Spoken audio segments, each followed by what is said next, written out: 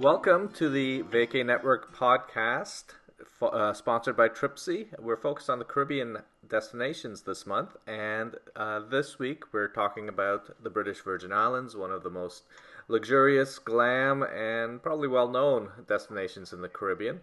Joining me is my co-host Jim Byers, the senior editor at Travel Pulse Canada. Jim, how you doing? You feeling warm, escaping feelings? Not so much. Not too warm in Toronto, Adrian. It's crazy when it's minus 12 and you think, gee, it's pretty good today, you know? And makes you think, wow, that's really bad. Yeah, it's cold down. But it makes you think, okay, I can get myself onto an airplane and go where I can feel some sunshine, right? Anytime. And the British Virgin Islands is one of those that's, I think for a lot of people, probably a bucket list if you're talking about where you want to go in the Caribbean. It's got a reputation as being an exceptional place and a pretty luxurious spot too. Yeah, no, it's not exactly a place filled with all-inclusives, and unless you want to count Necker Island, Richard Branson from Virgin, he's got a place there that is all-inclusive, but we'll get into the price later. It's not exactly a Veradero Cuba in a 3-star hotel. It's what you would expect from a billionaire and a guy who likes to show off, as Branson does. So. Yes, he does. Yeah. It's great. So before we get into what the British Virgin Islands is now, kind of how did this place get to become what it is? It's not just the British Virgin Islands; it's the U.S. Virgin Islands, and it's kind of in the heart of the Caribbean. How did we even get the name Virgin Islands? It's a curious name. Yeah, from what I understand, it came from Columbus, and not his first voyage. He missed it on the first voyage, poor guy. But he came back in 1493, and I think it was Los Virgenes in very poor Spanish. I apologize. So it was named after like a biblical Spanish religious sort of thing with the virgins, and became the Virgin Islands. So it's definitely, as they all were, there was Santo Domingo, and everything had kind of a religious overcast pretty much when the Spanish were exploring this part of the world. So it's been going since 1493, so a little bit more than 500 years since the Europeans discovered it, and I think it's really only been about the last 50 or 100 years that it's really become kind of a tourist mecca. Yeah, and it's both a tourist mecca and especially a sailing mecca for people who love to get out in the water on boats. It's considered probably the best sailing waters in the Western Hemisphere. Absolutely. I mean, I've been to the Virgin Islands, and when I remember being over on St. John, which is the furthest east of the U.S. Virgin Islands, standing high up on a hill, looking out at Jost Van Dyke and I believe Tortola.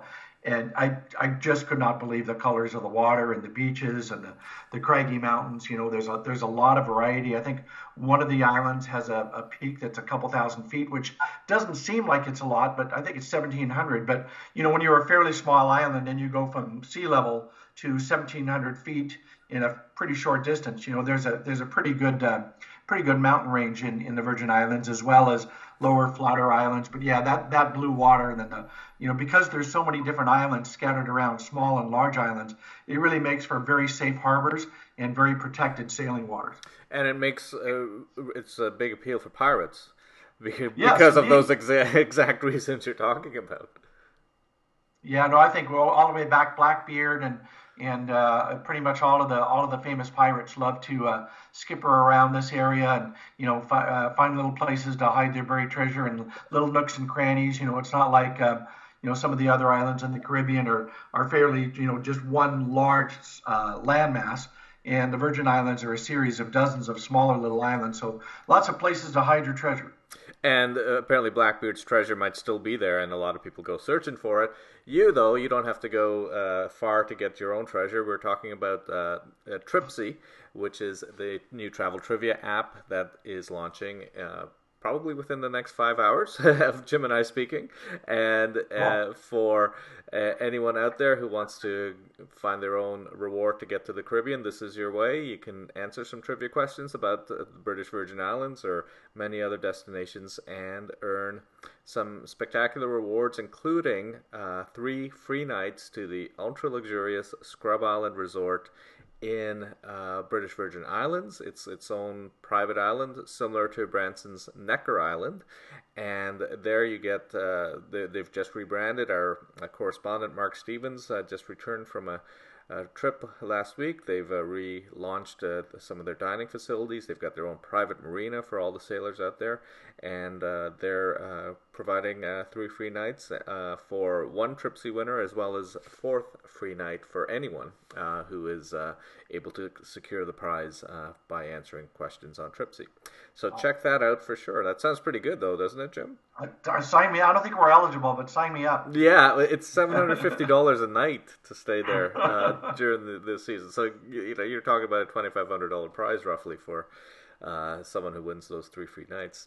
But as you mentioned, Richard Branson's got his own private island, and that's it takes things up even a higher notch than what Scrub Island does.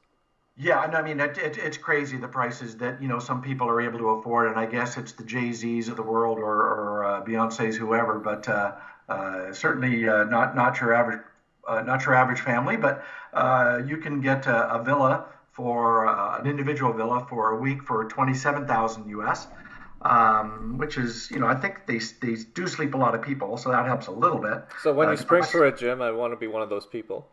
Yeah, no, there is that, and I think it's something like you can rent the whole island if you want, but that's $42,000 a night. That's a little bit above my pay grade, but I know they've got private beaches and everything's all included.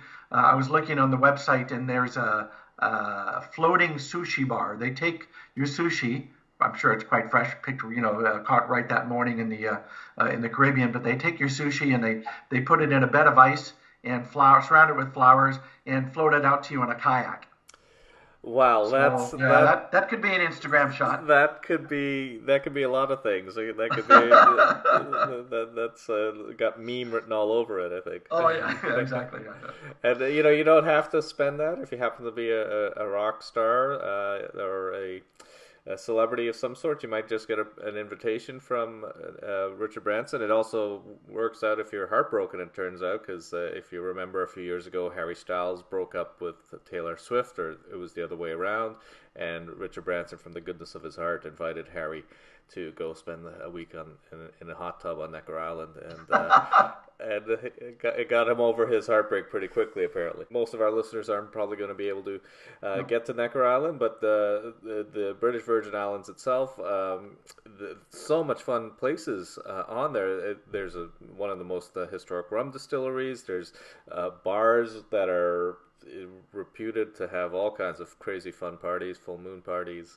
and the like. So it's just one of those destinations that, especially at this time of year, January, February, March, when people want to have their uplift of spirit, the Caribbean calls, and BVI is one of those spots. Yeah, and there's some pricing areas too. I was reading where I think one of the some of the islands have really large natural parkland, land that's been undisturbed for 500 years in some cases. Anegada is fairly small. It's only about 28 feet, but there's a whole lot of different animal life that you can find on the island. Tortola is crazy for parties, and those sailors come into town and they want their cheeseburger in paradise, so they're out having a good time. And then there's that area called the Baths, where they've got those beautiful rocks, kind of like what you see in the Seychelles, where you've got these beautiful deep brown rounded rocks, and they call it the Baths because the water is so calm in this area, and it's almost like having your own private little hot tub there on the beach. So I think there's a lot of places to check out in BVI, and to take a couple days on a sailing trip would be outstanding. Yeah, and you mentioned a couple of really great trivia nuggets there. Jimmy Buffett wrote some of his songs sailing around BVIs, which is a neat fact. I think Cheeseburger in Paradise might have been one of them. And as far as the islands themselves, there's about 50 islands. Only about 15 of them are inhabited, and there's 4 main ones. And then you've got the private islands, Scrub Island, which we mentioned. That's a 10-minute ferry ride from Tortola, and it's a free ferry, complimentary. So if you're heading out that way, that's something to look at. How do you get to British Virgin Islands? Well, it's not hard. It's the nice thing is there's very good ferry service because the islands are very close together. There's a small airport. I think it's only run one runway in Tortola. You can fly there. Most people, from what I understand, and the people that I've talked to who've been over the years, tend to fly into San Juan or into St. Thomas. Now, I think it'd be nice to fly into St. Thomas because I remember taking the ferry from St. Thomas to St. John. Very short ferry ride, maybe 20, 25 minutes. Tortola is not that much further past St. John. So you can go from the east coast of Canada or from New York, fly directly into, certainly from New York directly into St. Thomas. From Toronto, you probably have to stop once. But then you get in St. Thomas, and instead of being in an hour-long cab ride like you might in a North American city, you get an hour-long ferry ride. So on a beautiful day in the Caribbean, and you're sailing out of St. Thomas and past St. John and coming into Tortola, that sounds to me like a great approach. Oh, absolutely. And you've got some great island hopping opportunities in that part of the Caribbean, too. You've been listening to the VacayNetwork Podcast, sponsored by Tripsy, the new travel trivia app where you can real rewards to the Caribbean. For my co-host, Jim Byers, this is Adrian Brijbassi. We'll talk to you next time.